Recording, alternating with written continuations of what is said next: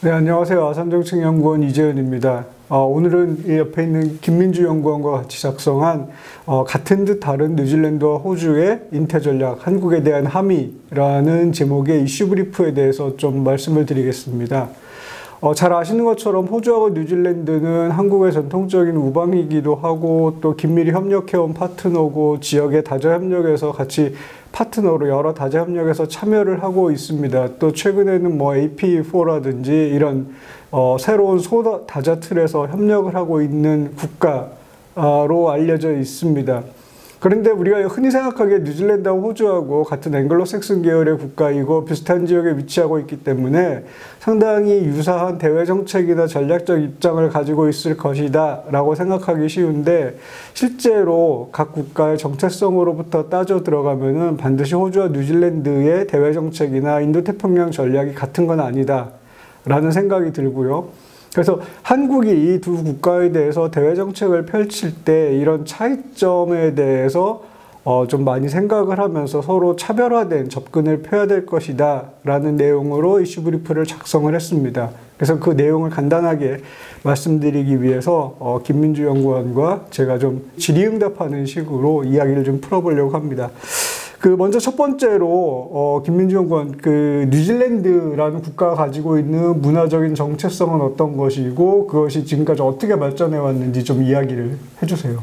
네, 뉴질랜드의 정체성을 한마디로 얘기하자고 하면은 아마 태평양이라고 얘기를 할 수 있을 것 같습니다.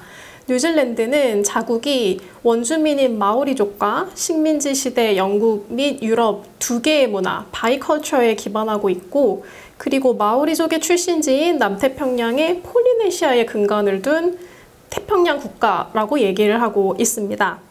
이런 뉴질랜드의 태평양 정체성은 원주민인 마오리족을 국가 사회에 편입시켜 뉴질랜드의 국민으로 인정하는 것에서부터 시작이 되었는데요. 뉴질랜드는 와이탄기 조약을 기반으로 원주민들의 권리를 보호하고 인정해왔고, 마오리어는 영어와 함께 뉴질랜드의 공용어로 인정되기까지 했습니다. 자신다 아던 총리 2기 내각에 마오리계인 나나이아 마우타 장관을 외교장관으로 임명한 것 또한 이렇게 마오리족을 사회의 일부 구성원으로 적극적으로 받아들이려는 그런 정책의 일환이었습니다. 더불어서 이런 뉴질랜드의 원주민을 포용하려는 노력과 지속적인 아시아 태평양 인구의 유입은 뉴질랜드의 정체성을 남태평양으로 공고히 하게 했습니다. 이렇게 뉴질랜드는 태평양 정체성을 발달시켜 왔는데요. 그렇다면 호주의 정체성은 어떻게 규정할 수 있을까요? 네, 호주하고 뉴질랜드 우리가 흔히 생각하기에 되게 가깝고 비슷한 나라라고 생각하는데 사실은 좀 멉니다. 비행기를 타고 가면 한 3시간 반 정도 걸리는 거리에 떨어져 있는, 생각보다 멀리 있는 국가이고, 그다음에 규모에서도 좀 차이가 납니다. 예를 들면은 호주 같은 경우는 GDP가 G20 안에 포함될 정도로 크지만 뉴질랜드는 훨씬 작고요. 그다음에 인구도 한 6분의 1 정도, 5분의 1 정도밖에 안 되는 작은 나라고 뉴질랜드는. 그리고 군사력, 특히 이제 병력수로 대표되는 군사력에서도 한 10분의 1밖에, 호주의 10분의 1밖에 안 되는 좀 작은 나라입니다. 지금 김민주 연구원께서 뉴질랜드가 상대적으로 원주민 문화를 일찍부터 통합했다라고 이야기를 했는데, 그에 반해서 호주는 앵글로색슨 문화를 훨씬 더 오랫동안 지킨 그런 전통에 기반한 정체성을 가지고 있다라고 볼 수 있습니다. 잘 아시는 것처럼 1970년대 또 어떤 경우는 80년대 초반까지 호주는 백호주의라는 정책을 펼쳤고, 백인이 아닌 사람들을 이민으로 받지 않는 그런 앵글로색슨 전통을 유지하려는 노력을 되게 많이 했고요. 최근에 와서야 이제 호주의 국가적인 정체성을 규정하는 문서가 발표되고 있는데, 여기에서 볼 때도 공유된 가치, 그러니까 서구나 유럽 국가들, 미국과 공유된 가치, 그러니까 뭐 자유민주주의라든지 법치라든지 아니면은 지역의 규칙 기반 질서라든지 인권, 이런 공유된 가치에 훨씬 더 많이 무게를 두는 형태의 정체성을 가지고 있습니다. 그래서 뭐 미국이나 유럽 국가, 또 지역의 라이크 마인디드 컨트리, 우리가 독립국가라고 흔히 부르는 그런 국가들과 협력을 훨씬 강조하고 있습니다. 지금 그 뉴질랜드하고 호주의 서로 다른 정체성에 대해서 이야기를 했는데, 그러면 뉴질랜드의 경우에는 이런 정체성이 원주민들을 일찍부터 통합한 정체성이 어떻게 외교 안보 정책 또는 지역의 위협 인식으로 발전을 해왔는지 좀 이야기를 해주세요. 네, 뉴질랜드에 이렇게 원주민을 포용하려는 노력, 통합하려는 정책, 그리고 마오리 전통과 가치를 국가 문화의 일부로 내재화하는 이 모든 과정은 뉴질랜드가 아시아를 포함해서 더 많은 인종과 문화에 좀 더 높은 이해와 포용력을 보여줄 수 있게 했습니다. 이런 태평양 정체성은 뉴질랜드가 서방 국가들의 정책 결정 과정에 내재된 서구 중심적 사고에서 약간은 벗어날 수 있게끔 일조했다고 보입니다. 그리고 이러한 뉴질랜드의 인식 그리고 태평양 정체성은 미중 전략 경쟁이라는 무대에서 중국을 다른 서구권 국가들보다는 좀 덜 위협으로 느끼게 만들었습니다. 그리고 인태 지역에서 미국과 중국 사이에서 어느 한쪽을 선택하거나 다른 쪽을 배제하는 것이 아니라 양쪽 모두를 포용할 수 있다는 외교적 독립성을 추구하는 그런 정책적 기조를 유지하게 했습니다. 이미 많이 알려져 있기는 합니다만 이렇게 태평양 정체성을 발전시켜온 뉴질랜드와 달리 가치를 기반으로 한 호주의 정체성은 그럼 호주의 대외 정책과 위협 인식을 어떻게 형성해 왔나요? 네, 아까 말씀드린 것처럼 호주는 좀 앵글로색슨 전통이라는 거에서부터 다시 출발을 해가지고 대외 정책을 좀 봐야 될 것 같습니다. 호주가 안고 있는 근본적인 안보 불안이라는 부분이 있습니다.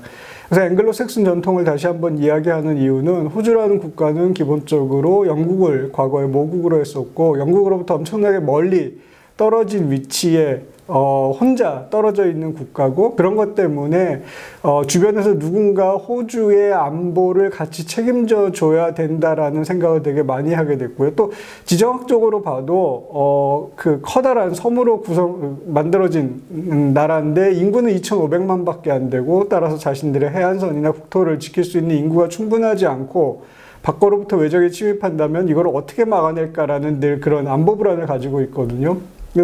영국이 아시아에서 식민지를 끝내고 다시 유럽으로 돌아간 이후에는 그래서 호주는 자신의 안보 문제를 해결하기 위해서 미국에 의존하게 됩니다. 그래서 일찍부터 엔저스 동맹이라든지 파이브 아이즈라든지 이런 전략적인 협력을 미국하고 꾸준히 발전시켜 왔고요. 이제 그렇게 발전되어 오는 중간에 중국이라는 변수가 끼어듭니다. 중국이 2000년 호주 입장에서는 부상하는 중국의 경제가 자신들에게 이익이 된다고 생각하고 한 2010년대 중반까지는 중국과 좋은 관계를 유지하려고 했으나 그 이후 2010년대 중반 이후로는 중국을 점차 위협으로 보게 되고, 그다음에 자신들의 안보를 의탁하고 있는 미국이 중국을 안보 위협으로 인식하기 시작하면서 미국의 인도태평양 전략, 중국을 봉쇄하는 전략에 적극 가담하게 됩니다. 이런 호주의 대외 정책은 쿼드라든지 오커스, 그 다음에 호주의 인도태평양 전략 같은 것들로 나타나고 있습니다. 그러면 이렇게 지금 말씀드린 것처럼 호주와 뉴질랜드의 그 정체성도 다르고 그 정체성에서 영향받은 대외 정책 방향도 다르게 나갔는데, 그럼 구체적으로 그런 호주와 뉴질랜드 서로 다른 특징이 인태 전략, 두 국가의 인태 전략에 어떤 영향을 미쳤는지 좀 말씀을 해 주시죠. 네, 그래서 호주가 이렇게 중국에 대한 강한 위협 인식과 미국에 대한 동조로 인태 개념을 다른 국가들에 비해 상대적으로 빠르게 수용한 것에 비해서 뉴질랜드는 미중 전략 경쟁에서 어느 한쪽도 선택하지 않은 채 인태 개념을 매우 수동적이고 미온적으로 받아들이게 됐습니다.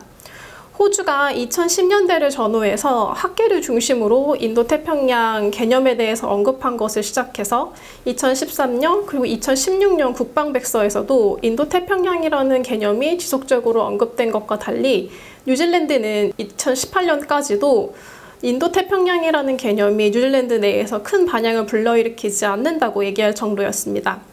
그래서 결국 2021년 자신다 아던 총리가 뉴질랜드 국제문제연구소 연설에서 인도태평양 지역을 뉴질랜드의 더 넓은 본거지로 받아들인다라는 연설을 통해서 마침내 뉴질랜드가 인도태평양 전략을 받아들였다는 평가를 받게 됩니다. 인도태평양 개념을 수용하는 과정을 거쳐서 나온 양국의 인도태평양 전략은 다를 수밖에 없는데요. 호주의 경우는 인태 전략의 가장 중요한 핵심은 미국과의 동맹과 국방력 강화가 됩니다. 호주가 작년 5월 호주의 국방 전략 검토를 발표하면서 미국과의 동맹이 호주의 안보와 전략의 중심이 되고 중국이 규칙 기반 글로벌 질서를 위협하고 있음을 다시 확인하고 있었습니다. 반면에 뉴질랜드는 올해 최초로 발행한 국가안보전략서에서 뉴질랜드가 처한 전략적 상황이 이전처럼 우호적이지 않다고 얘기하면서 이전에 모호했던 입장에서 좀 더 명확하게 국가 전략의 방향을 제시했다는 의미가 있기는 하지만 중국을 직접적인 위협으로 거론하는 것은 피하는 모습을 보이고 있었습니다. 더불어서 국가안보 전략서와 함께 발표한 국방 정책 전략에서는 정책 목표를 태평양 지역에서의 방위 이익 보호 및 증진이라고 명시를 한 점을 주목할 필요가 있습니다.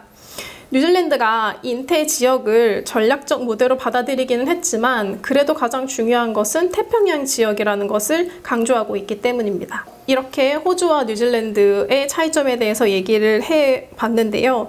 중요한 것은 한국의 호주와 뉴질랜드에 대한 대외 정책이라고 할 수 있을 것 같습니다.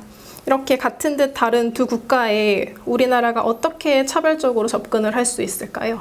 네, 아까 처음에 말씀드린 것처럼 호주와 뉴질랜드는 한국의 대단히 중요한 협력 파트너입니다. 기존에 동아시아 정상회의라든지 ARF라든지 ADMM 플러스라든지 이런 전통적인 다자협력뿐만 아니라 아까 말씀드린 AP4 그리고 한국의 인태 전략 안에서도 호주와 뉴질랜드가 오세아니아 파트에 포함되어 있기 때문에 대단히 중요한 파트너인데 지금까지 계속 말씀드린 것처럼 서로 다른 정체성, 그 정체성에서 나오는 대외 정책의 차이점, 그리고 그거로 인해서 인태 전략, 인태 지역에 대해서 생각하는 것도 두 나라가 다르기 때문에 한국은 좀 이 두 나라에 대해서 차별적인 접근을 해야 될 것 같습니다. 예를 들면은 뉴질랜드 같은 경우에는 아직까지 고위급 교류라든지 제도화된 교류가 많지 않습니다. 그래서 하루빨리 고위급 교류와 제도 이것들을 제도화된 차원으로 만드는 협력들을 시작을 해야 될 것이고, 또 호주와 달리 뉴질랜드는 자신들이 이제 지역의 소국, 작은 국가라는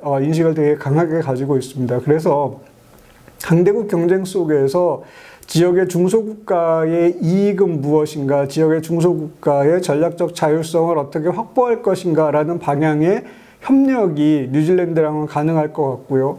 또 다른 한편으로는 한국이 남태평양 도서국에 관심을 많이 가지고 있는 상황에서 특히 폴리네시아 지역에서 나름 리더십을 행사하고 있는 뉴질랜드를 통해서 폴리네시안 국가들에게 접근하는 것도 뉴질랜드와 우회적으로 협력하는 방법이라고 할 수 있습니다.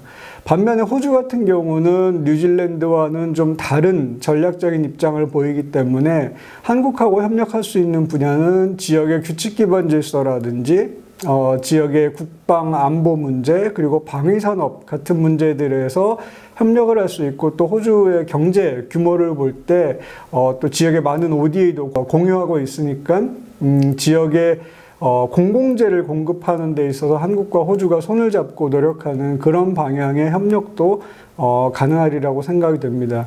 그리고 마지막으로 한 가지만 덧붙이면은 이제 호주, 뉴질랜드, 일본, 한국 이 네 나라가 나토와 협력하는 틀에 있어서 AP4라는 이름으로 불리고 있는데, 지금 말씀드린 호주, 뉴질랜드 그리고 한국, 거기에 일본만 더하면은 이 네 나라가 완성이 되는데, 그럼 호주, 뉴질랜드와 각각 협력할 때 이 AP4를 앞으로 어떤 방향으로 끌고 갈 것인가에 관해서 논의해보는 협력도 필요하리라고 생각이 됩니다. 예, 이상으로 같은 듯 다른 뉴질랜드와 호주의 인태 전략, 한국에 대한 함의라는 이슈 브리프를 간단하게 설명을 드렸습니다. 감사합니다.